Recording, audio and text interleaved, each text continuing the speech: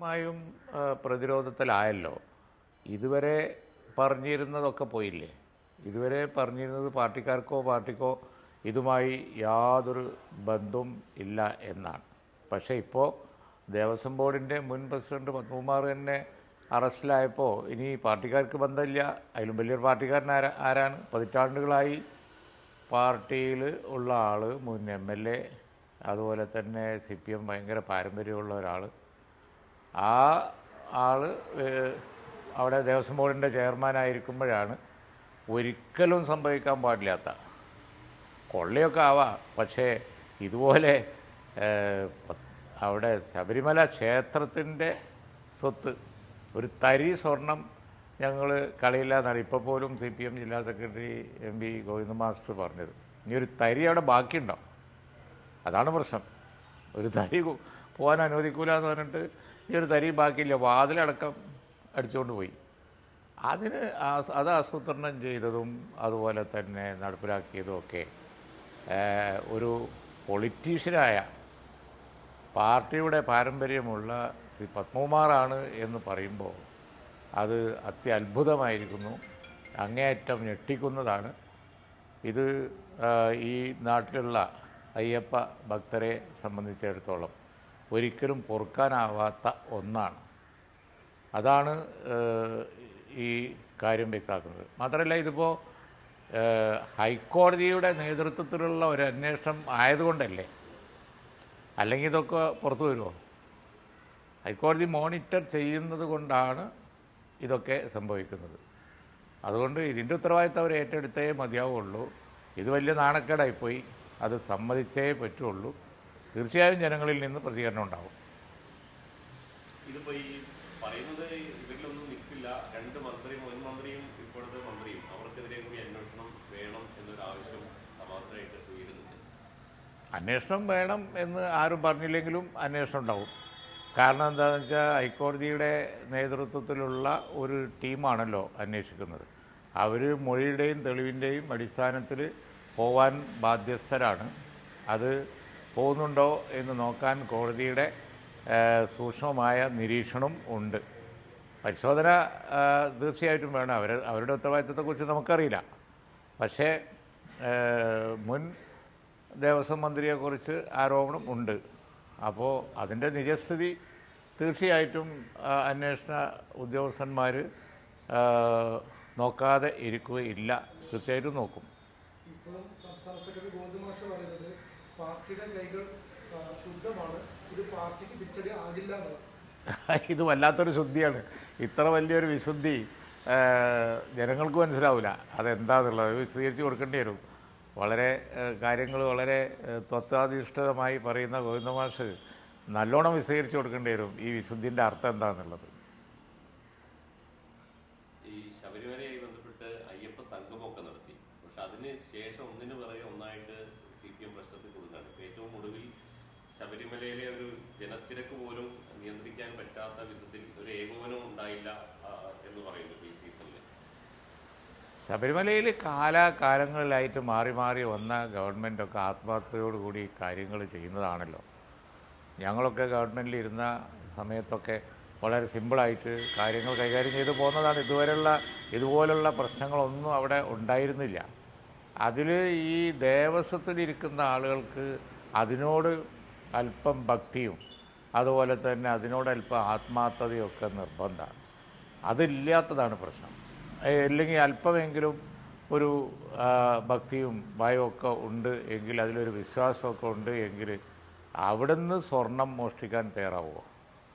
അപ്പോൾ UDFൻ്റെ ഭരണസമിതികളൊക്കെ നിലനിന്നിരുന്ന കാലത്ത് അന്നത്തെ ഗവൺമെൻറ് വെച്ചിരുന്ന ആളുകൾ എന്ന് പറഞ്ഞാൽ ഇതൊക്കെ വലിയ കാര്യമായിട്ട് കരുതുന്നവരായിരുന്നു. ഇപ്പോൾ ഇരിക്കുന്ന ആളുകളെ സംബന്ധിച്ചിടത്തോളം ഇതിലത്ര വലിയ കാര്യമില്ല. സംഘമായാലും എന്തായാലും അതൊക്കെ രാഷ്ട്രീയ ആവശ്യത്തിന് വേണ്ടി നടത്തുന്ന ഓരോരോ കാര്യങ്ങളാണ്. ഇത് തെളിയിക്കുന്ന അതാണ്. ആത്മാർത്ഥമില്ലാത്ത, അതിൽ യാതൊരുവിധ വിശ്വാസവും ഇല്ലാത്ത ആളുകളെ കൊണ്ടുപോയി അതിനകത്ത് വെച്ചതുകൊണ്ട് വന്ന കുഴപ്പമാണതൊക്കെ. അവിടെയും മോഷ്ടിക്കുന്ന കാര്യം മാത്രം അവർ ചിന്തിച്ചു എന്നുള്ളതാണ്. നല്ല സൗകര്യമല്ലേ ഇതിപ്പോൾ. അവിടെ എത്ര ഫണ്ട് വരുന്ന സ്ഥലമാണ്. അതുകൊണ്ട് ഇനി എന്തൊക്കെയാണ് ചെയ്തിരിക്കുന്നത് ആർക്കെങ്കിലും പറയാൻ പറ്റുമോ? ഇപ്പോൾ ഇങ്ങനെ അവിടെ പ്രത്യക്ഷത്തിൽ കാണുന്ന സ്വർണം പോലും അടിച്ചു മാറ്റി എന്ന് പറയുമ്പോൾ മറ്റൊരു കാര്യം ഇനി പറയേണ്ടി വരുമോ? അത് ഇനിയിപ്പോൾ പിന്നെ നോക്കിയാൽ തന്നെ പറയാൻ പറ്റുള്ളൂ. ഈ പത്മകുമാർ പാർട്ടിയുടെ ഏറ്റവും ഉത്തരവാദിത്തപ്പെട്ട ഒരാൾ കൂടിയാണ് ജില്ലയിലെ. അതെ, ഞാൻ നിയമസഭയിലുള്ള സമയത്ത് ഉണ്ടായ ആളാണ് 90കളിൽ. പക്ഷേ വളരെ നിർഭാഗ്യകരമായിപ്പോയി. അദ്ദേഹത്തെ പോലുള്ള ഒരു രാഷ്ട്രീയ നേതാവിന്, ഉത്തരവാദിത്തപ്പെട്ട ഒരാൾക്ക് ഒരിക്കലും ചെയ്തുകൂടാത്തൊരു കാര്യമാണ് ഈ ശബരിമലയിൽ നിന്ന് സ്വർണം മോഷ്ടിക്കാൻ കൂട്ടുക എന്ന് പറഞ്ഞത്. അത് വലിയ ഇതായിപ്പോയി. അവരുടെയൊക്കെ വിശ്വാസത്തിൻ്റെ അടിസ്ഥാനത്തിൽ പറഞ്ഞാൽ കോപമുണ്ടാകുന്ന ഒരു വിഷയമായി പോയില്ലേ. സംഘമൊക്കെ തകരാറായി പോണത്. പക്ഷേ പിന്നെ നമുക്ക് ചിന്തിച്ചാലറിയാം അവിടത്തേക്ക് നിരക്കാത്ത കാര്യങ്ങളാണ് ചെയ്തുകൊണ്ടിരിക്കുന്നതൊക്കെ. അതിന് ബലമാണ്. തീർച്ചയായിട്ടും അതിൻ്റെ ഉത്തരവാദിത്വം ഗവൺമെൻറ് ഏറ്റെടുക്കണം. അന്നത്തെ ഗവൺമെൻറ്റിനുണ്ട്, മന്ത്രിക്കുണ്ട്, ബാക്കിയുള്ളവർക്കുണ്ട്. അതുകൊണ്ട് അന്വേഷണം ശരിയായ രീതിയിൽ നടന്ന് സത്യം മുഴുവൻ പുറത്ത് കൊണ്ടുവരണം. ഇന്ത്യ ഒട്ടാകെ ഞെട്ടലുണ്ടാക്കുന്ന ഒരു വിഷയമാണിത്. കാരണം അയ്യപ്പ ഭക്തർ ഈ കേരളത്തിൽ നിന്ന് മാത്രമല്ലല്ലോ, തുരുതുരാ വരുന്നതൊക്കെ മറ്റു സംസ്ഥാനങ്ങളിൽ നിന്നല്ലേ. അവർക്കൊക്കെ ഞെട്ടലുണ്ടാക്കുന്ന ഒരു കാര്യമാണിത്. ഒരു സംശയം ആ കാര്യത്തിലില്ല. ഈ വിഷയത്തിൽ UDF എന്താണ് തീരുമാനിച്ചിരിക്കുന്നത്? ഇപ്പോൾ പത്മകുമാർ ആദ്യം വാസുവിനെ അറസ്റ്റ് ചെയ്യുന്നു, ഇപ്പോൾ പത്മകുമാറിനെ അറസ്റ്റ് ചെയ്യുന്നു. പക്ഷേ UDFന്റെ ഒരു പ്രതിഷേധം വേണ്ട രീതിയിൽ എത്താതെ പോകുന്നു. UDF ഇത് വലിയ വിഷയമാക്കും. ശബരിമലയോട് ബന്ധപ്പെട്ട ഏത് വിഷയവും UDF വലിയ വിഷയമാക്കിയിട്ടുണ്ട്. സ്ത്രീ പ്രവേശനം വന്നപ്പോൾ ഞങ്ങളത് വലിയ ക്യാമ്പയിനാക്കിയല്ലോ. അതിൻ്റെ പ്രതികരണം അതിൻ്റെ അടുത്ത തെരഞ്ഞെടുപ്പിൽ കാണുകയും ചെയ്തു.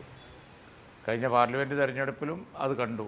ഇപ്പോൾ സംസ്ഥാനത്ത് നിലനിൽക്കുന്ന രാഷ്ട്രീയ സാഹചര്യം എന്ന് പറയുന്നത് ഈ വക കാര്യങ്ങളിൽ അമർഷം പ്രകടിപ്പിക്കാനുള്ള അവസരം ലഭിക്കുന്നു എന്നുള്ളതാണ്. അത് ഈ ലോക്കൽ ബോഡി ഇലക്ഷനിൽ കാണും, യാതൊരു സംശയവുമില്ല. തദ്ദേശ തെരഞ്ഞെടുപ്പിലെ നാമനിർദ്ദേശ പത്രിക സമർപ്പിക്കാൻ നാളെ ആണ് അവസാനം. ഏകദേശം എല്ലാ UDF പൂർണ്ണമായിട്ടും സജ്ജമാണോ? തമ്മിലുള്ള UDFന്റെ അകത്തുള്ള കോൺഗ്രസ് ലീഗ് ഭിന്നത ഇതൊക്കെ പരിഹരിക്കപ്പെട്ടിട്ടുണ്ടോ? 100%? ഇല്ല, 100% പരിഹരിക്കപ്പെട്ടിട്ടൊന്നുമില്ല. ഇന്നും നാളെയൊക്കെ ചർച്ചയുണ്ട്. പരിഹരിക്കപ്പെടും എന്നാണ് വിശ്വസിക്കുന്നത്. പല ജില്ലകളിലും ഇനിയും കാര്യങ്ങൾ തീരുമാനിക്കാനുണ്ട്. ഈ മലബാർ ഭാഗത്തൊക്കെ ഞങ്ങൾ നോക്കുമ്പോൾ മിക്കവാറുമൊക്കെ കാര്യങ്ങൾ ശുഭമാണ്. എന്നാൽ അങ്ങ് പിന്നെ എറണാകുളത്തിനപ്പുറത്ത്, തൃശ്ശൂരിനപ്പുറത്തുള്ള സ്ഥലങ്ങളിലൊക്കെ പാർട്ടി അത് നിരീക്ഷിച്ചു വരികയാണ്. ഒരുപാട് കാര്യങ്ങൾ ഇനിയും നടക്കാനുണ്ട്. തെക്കൻ ജില്ലകളിലൊക്കെ ലീഗിനെ വേണ്ടത്ര പരിഗണിക്കാൻ അല്ല, അത് അങ്ങനെ വാർത്തകളായിക്കൊണ്ടിരിക്കുന്നുണ്ട്. ഞങ്ങൾ കാണുന്നുണ്ട്, അത് ഞങ്ങൾ നിരീക്ഷിക്കുന്നുണ്ട്. തൃണമൂൽ കോൺഗ്രസ്, BVN നേതൃത്വത്തിലുള്ള തൃണമൂൽ കോൺഗ്രസിനെ മുന്നണിയുടെ ഭാഗമാക്കണം, സഹകരിപ്പിക്കണം എന്നൊക്കെ പറയുമ്പോഴും ജില്ലയിൽ അങ്ങനെ വേണ്ടത്ര ഒരു സഹകരിപ്പിക്കുന്ന ഒരു സാധ്യത ഇപ്പോഴും കാണുന്നില്ല. അല്ല, പ്രാദേശിക തെരഞ്ഞെടുപ്പല്ലേ. പ്രാദേശികമായി വലിയ തരത്തിൽ മുമ്പ് ചിന്തിക്കാത്തൊരു കാര്യമാണല്ലോ. അപ്പോൾ അതുകൊണ്ട് അത് 100% ആയി കാണൂല. UDF ഒരു തീരുമാനം എടുത്തിട്ടുണ്ട് സഹകരിപ്പിക്കാൻ. അത് നടപ്പിലാവും എന്ന് തന്നെയാണ് വിശ്വാസം. പ്രതിപക്ഷ നേതാവ് പറഞ്ഞല്ലോ, ഓൺലൈൻ മീറ്റിങ്ങിന് ശേഷം പറഞ്ഞിരുന്നു, അത് പറഞ്ഞിട്ടുണ്ടായിരുന്നു. ശരി.